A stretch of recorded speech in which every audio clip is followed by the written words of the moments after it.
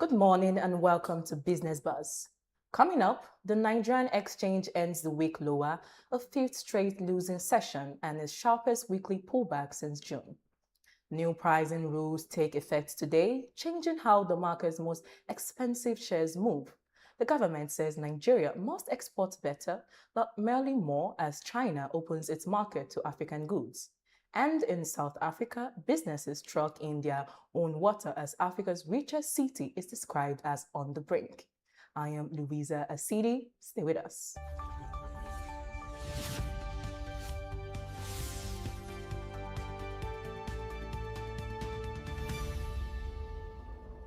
Welcome. We'll begin with the markets where the Nigerian exchange closed the week on the back foot. The all-share index eased 0.16% on Friday to close at 242,619 points. That is a fifth consecutive losing session. Market capitalization slipped to 156.62 trillion naira, a loss on the day of about 257 billion naira. But the week tells the fuller story. Since Monday's record high, the market has shed roughly 3.8 trillion naira in value and fallen about 2.4% from that peak, its steepest weekly retreat since the June correction. Analysts link the pullback to investors locking in profits after the market's record run. On the day, international energy insurance led the gainers, rising almost 10% to 5 naira 32 kobo. The heaviest drag was Dangote Sugar Refinery, down 7.8% to 64 naira 55 kobo. Time now for the wider market, where shares closed the week on a mixed note, with strong gains in Japan and South Korea set against losses in Hong Kong and much of Europe. Let's start in Europe, where the picture was subdued. Germany's DAX firmed 0.5% to 26,440 points, but the CAC 40 in Paris edged lower by around 0.2% to 8,637 points. And in London, the FTSE 100 slipped 0.2% to 10,750 points, its first weekly loss in 5 weeks. Over in Asia, technology shares lifted the markets. In Tokyo, the Nikkei 225 rose 0.6% to 68,714 points. South Korea was a standout, with the Kospi closed the week at 6,978 points, a weekly gain of more than 11%, led by its semiconductor heavyweights. Hong Kong went the other way. The Hang Seng fell 1.1% to 25,117 points, while the Shanghai Composite was barely changed at 3,927 points.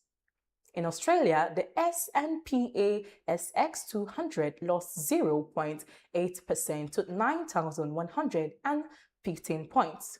Taiwan's Taishe eased 0.5% to 45,811 points, and the Sensex in India was little changed at 78,009 points. Turning to Africa, where the major markets were mostly firmer. In South Africa, the continent's largest market, the Johannesburg All-Share, was barely changed, easing less than 0.1% to 114,061 points. In Egypt, the EGX 30 rose 0.4% to 55,252 points in Thursday's session. Over in Ghana, the composite index added 0.2% to 15,308 points. Kenya's Nairobi All-Share edged up around 0.1% to 238 points. And in Zimbabwe, the All-Share Index was the day's best performer, rising 1.3% to 476 points. Now to energy and commodities, where oil extended its climb. Crude rose after the United States threatened to keep its naval blockade of Iran in place indefinitely, and after the United Arab Emirates said Iran had attacked 2 tanker vessels in the Strait of Hormuz. Against that backdrop, Brent crude, the international standard, gained 1.7% to $88.51 a barrel, putting it up around 6% on the week. United States benchmark crude rose 1.4% to $82.40, and natural gas was up around 0.2%. In other commodities, gold added 0.4% to $4,437 an ounce. Back on Wall Street, stocks slid from the record high set a day earlier. In Friday's session, the S&P 500 is 0.2% to 7,785 points, having set an all-time high on Thursday. The Dow Industrials fell 0.2% to 53,732 points, and the Nasdaq Composite lost 0.3% to 26,729 points. The pullback followed softer American inflation data. Wholesale prices rose 4.7% in the year to July, down from 5.5% in June, which eased expectations of a Federal Reserve rate rise in September. That is a forecast, not yet a decision. And finally, on the currency markets. The dollar eased to around 159.3 Japanese yen, leaving the yen down about 1% on the week. The euro fell to about $1.16, close to a 2-month high. Now to the market regulator, where a change taking effect today could reshape how shares are being priced. From this morning, the Nigerian Exchange applied a revised pricing methodology approved by the Securities and Exchange Commission. It says tiered thresholds the minimum volume of shares that must trade before a stock's quoted price can move. For shares above 1,000 naira, just 10,000 units will now shift the price, down from around 100,000 under the old rules. In practice, that means far less money is needed to move premium names, stocks such as Seplat Energy, Airtel Africa, Dangote Cement, and Nestle Nigeria. The stockbroker Charles Faroha says the old flat threshold had become unfair as the market matured and should curb price manipulation, though he cautions it will not eliminate it. Coming after a week of heavy profit-taking, the reform could make selling pressure more visible in exactly those blue-chip shares. Meanwhile, staying with the banks, new figures show how much they are spending to win customers. 11 lenders spent a combined 76.5 billion naira on advertising, promotions, and corporate gifts in the first quarter, up just over 5% on the same period last year. United Bank for Africa led the field, nearly tripling its marketing bill. The spending climbed even after the central bank tightened its rules on financial advertising late last year, ordering that claims be factual, balanced, and free of misleading comparisons. It points to fierce competition for deposits in a recapitalizing sector and to the regulators' growing concern with how those products are being sold to ordinary customers. Now to the energy sector, where the president has renewed his pledge to revive Nigerian state refineries. Receiving the Petroleum and Gas Workers Union at Aso Rock, Bola Tinubu said the refineries would, in his words, come back to work. But he set a condition that success be measured by profits, not by mere activity. Ordinary flame and not smoke, he said, does not mean a refinery is working. The union confirmed that the Warri and Port Harcourt plants are to be revived through partnership with Chinese firms. The president also urged truck owners who have switched to compressed natural gas to pass the savings on to commuters rather than pocket them. For a country still importing much of its fuel despite the Dangote refinery, the test will be whether the plants finally run and stay running. Turning to agriculture and a shift in where the banks are lending. Central bank figures show credit to agriculture rose to 3.86 trillion naira by March, up about 4% since January. Over the same period, lending to oil and gas fell by roughly 335 billion naira, and manufacturing credit also declined. The picture is not a wholesale switch. Oil and gas at more than 10 trillion naira still dwarfs farm lending, and real estate credit rose faster still.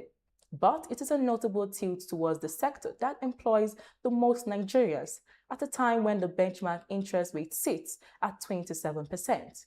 The question is whether that credit reaches smallholder farmers or stays with large agribusinesses. Let's take a quick break. Still ahead, a tougher climb for Nigeria's online creators and a record hurl at the ports.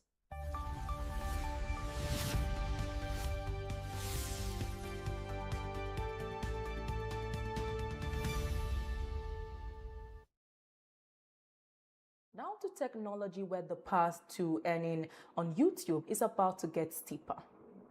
From February next year, new creators will need 8,000 watch hours over a year, or 20 million short video views over 90 days before they can start earning. That doubles the current bar. The subscriber threshold stays at 1,000.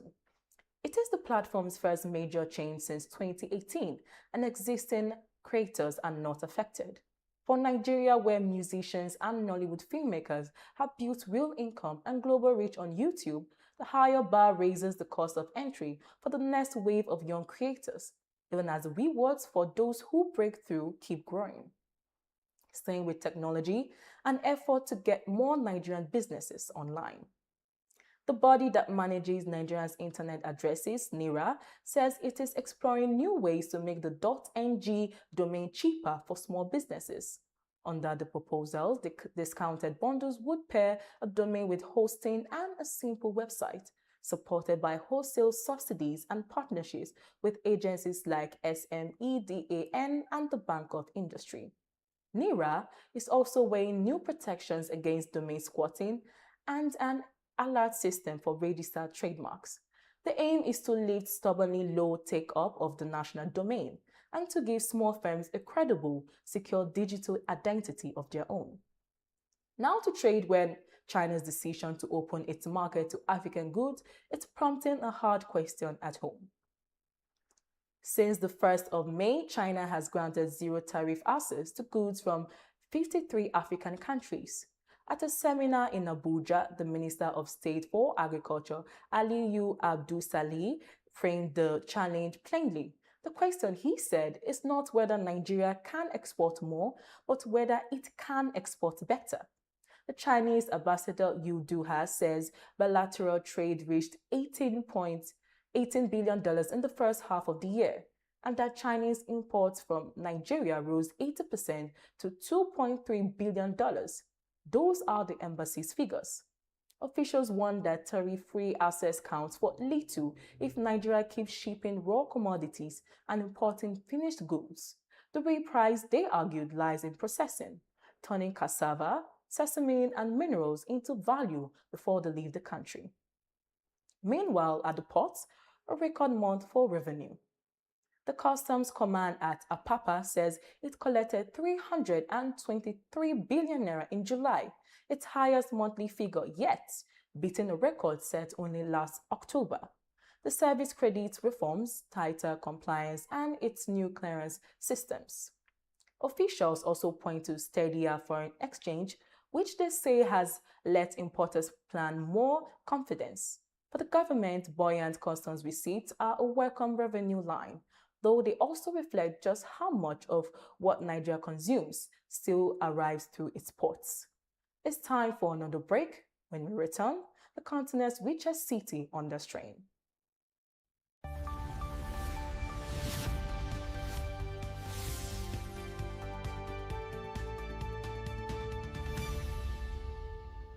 Welcome back.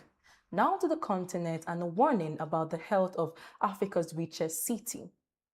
In Johannesburg, a factory that makes sauces for supermarkets across Southern Africa went 25 production shifts without reliable running water. Its owner, Lipstar, was forced to truck water in and has now closed the plant, moving production to the Western Cape. The disruptions, the company says, contributed to a 17 million rand shortfall in expected profits. It is a stark sign of how the city's decline is reaching company balance sheets. Johannesburg hosts around 70% of Africa's corporate headquarters, yet its services are fraying after years near bankruptcy, 10 mayors in a decade, and unstable coalitions. One consultancy put it bluntly. Were Johannesburg a business, it would already have been declared bankrupt. In July, the national government briefly withheld a month's funding from the city and dozens of others before a conditional release. Analysts said that tightens the finances but does little for the structural problem. Underinvestment, lost skills, and by the Auditor General's estimate, some 12 billion rand a year lost to irregular spending. With local elections due in November, the fear among businesses is not collapse, but drifts, another messy coalition and little real change. Elsewhere in Africa, better news on prices from Angola. Angola's annual inflation has fallen below 10% for the first time in nearly 11 years, easing to 9.3% in July. The statistics agency credits a stable kwanza and improved supplies of essential goods, the 24th straight month of slowing inflation. It has already led the central bank cut its benchmark rate to 15.75%, but the relief is uneven.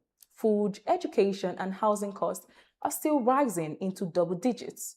For a fellow oil producer like Nigeria, still wrestling with structural inflation, Angola offers a case study in how currency stability can slowly bring prices to heel. Staying with energy on the continent and a major project next door. Nigeria has signed a $1.9 billion agreement with the Canadian firm Zima to build a refinery and petrochemical complex at Dosso. At 100,000 barrels a day, it would rank among West Africa's largest, trailing only Nigeria's Dangote refinery and Ghana's Central plants. The deal runs on a build, operate, transfer basis, 3 years to construct, 13 to operate before handover to the state. Financing is the next hurdle. For the region, it is another sign that West Africa is racing to refine its own crude, reshaping the market Nigeria's refineries are counting on selling into. We'll have one more break. Still ahead, the global job squeeze, China's surprise AI champion, and Wall Street's new frontier.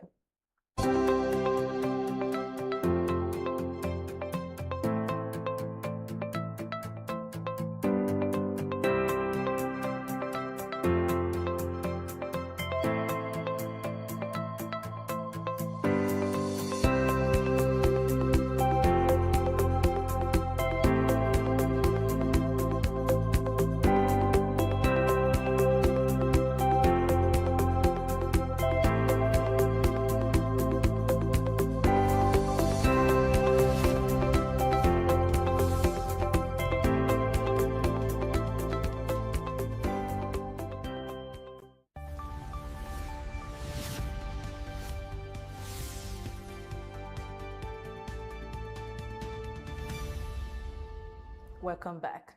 Now to international business and the sobering global labor reports.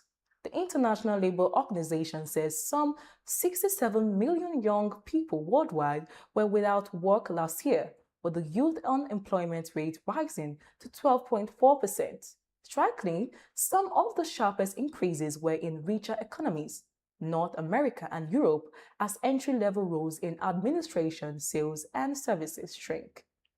In developing economies, the report says low headline jobless rates mask the reality. Nearly 9 in 10 young workers are in informal, insecure work. Sub-Saharan Africa remains under the greatest demographic strain, unable to create formal jobs fast enough for its growing youth population. The ILO also warns that around 6% of young people's jobs are highly exposed to automation by artificial intelligence, a direct challenge for a country like Nigeria banking on its young population as an economic asset. Now to overseas, to the widening technology contest between Washington and Beijing. The United States has warned Apple not to buy memory chips from 2 Chinese suppliers, CXMT and YMTC. The Commerce Secretary Howard Lutnick said the administration was, in his words, not in favor of great American companies using Chinese memory. Apple had been testing the chips as a global shortage driven by demand for artificial intelligence, pushing memory prices sharply higher. Both Chinese firms sit on a United States security blacklist. It is a reminder that the chip war now shapes even the components inside the world's best-known consumer devices. Staying with technology and a shift in the balance of power in artificial intelligence. China's Alibaba says its open source Coin models have passed 3 billion downloads in 12 months, overtaking Meta and Google to become, on that measure, the world's most downloaded AI family. The figures from the open source hub Hugging Face put Alibaba well ahead of Google's 418 million downloads and Meta's 227 million. Because open models can be freely adapted, download numbers signal which technologies developers are choosing to build on. Crucially, Alibaba is pushing Coin into Southeast Asia and Africa through its cloud business, putting cheaper, more adaptable tools within reach of Nigerian developers and making the United States China AI context a factor in African markets too.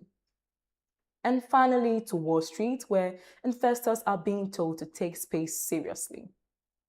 In a report titled The Second Space Age, the Goldman Sachs Global Institute says space is turning from a government frontier into an institutional asset class, falling launch costs, and public market funding. It argues could build a $1.8 trillion space economy by 2035. The firm expects a wave of mergers with the companies that control launch and orbital infrastructure, capturing the greatest value. For Africa, where satellite links are beginning to reach places that fiber network never did, it is a market with consequences far beyond the stock exchange. That is all we have for you today on Business Buzz. I am Louisa Asidi. Thank you for watching.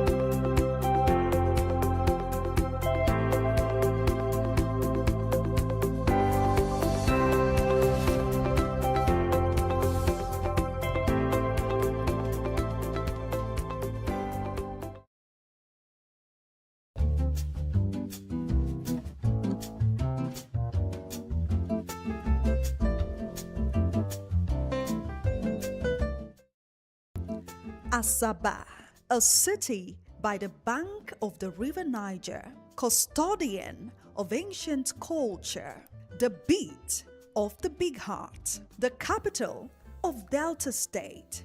Asaba is a bustling metropolis full of life, business, work, and the nerve center of Delta State government. Visitors throng the city of Asaba on daily basis to do business, have meetings, or simply to relax and have some rest.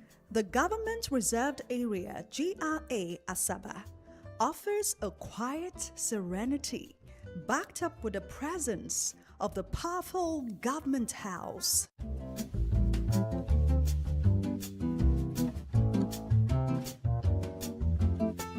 Nestled within this quiet and serene GRA is number 10 Apartments, a beautiful architectural masterpiece, a home away from home. Exquisite, serene, classy, luxury, peaceful, a safe haven. The apartment is developed to be a home away from home. Is a place where you don't have crowds, and then we want our guests to feel at home whenever they come in, to have their privacy, to be comfortable, to be independent, and feel at home and enjoy their stay.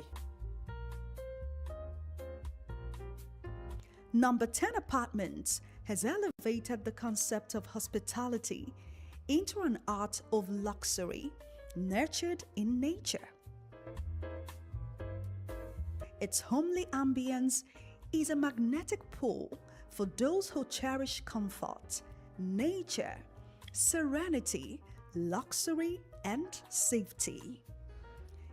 Ensconced within the proximity of Government House, Asaba, and the police force headquarters, Delta State, Number 10 Apartments is a perfect place for those who seek complete security and a sanctuary of luxury. Number 10 apartment is very, very close to the government house. Is a walking distance from the government house to number 10 apartment. Because it is located behind the police headquarters, the safety of the environment is guaranteed. Hello, good afternoon. This is number 10 apartments. We are here to deliver the best services. A sojourn in number 10 apartments is a journey of total comfort. From the reception, the ambience fills you with warmth, nature, and class, ideal for short or long-term stays.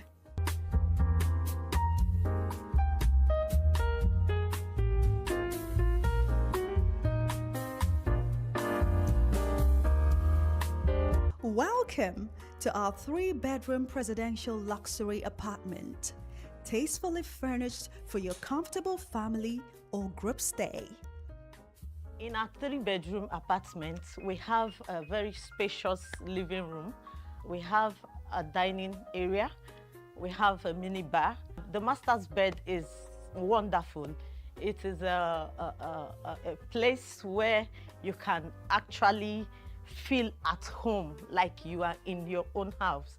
The restroom is equipped with jacuzzi, and the wardrobe is top-notch. Whatever you find in that master bedroom, I believe you will have the best. Then we have a well-equipped kitchen with electrical appliances.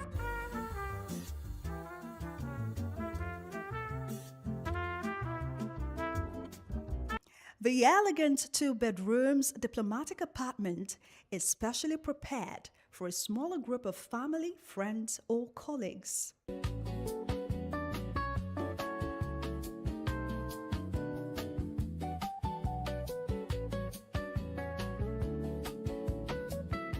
Step into our spacious 1-bedroom executive suite just for your own maximum comfort.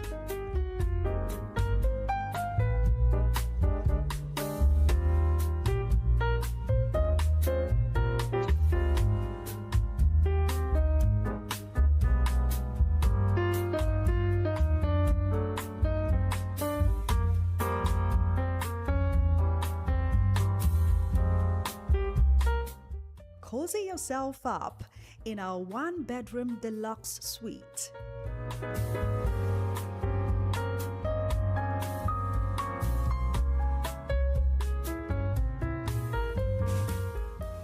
Then be all to yourself in our well-appointed studio room for that single room effect. All our apartments are exquisitely furnished and fit for purpose that make your stay memorable. A relaxation at number 10 apartment garden is an elixir of rest, entertainment, and instant satisfaction.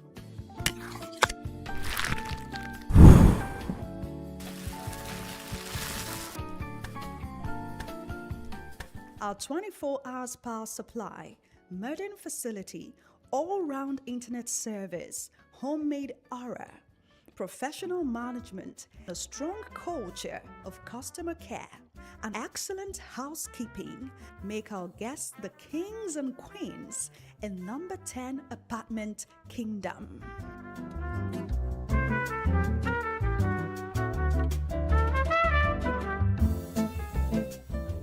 With a vision to deliver the best comfort and luxury, and a mission to provide a safe and serene accommodation, styled like your home, you are surely immersed in paradise. Number 10 Apartments. your maximum comfort and luxury, your safe haven, your serene habitat, makes your stay memorable and cradles you with unique hospitality. Welcome to number 10 apartment, your nest of luxury.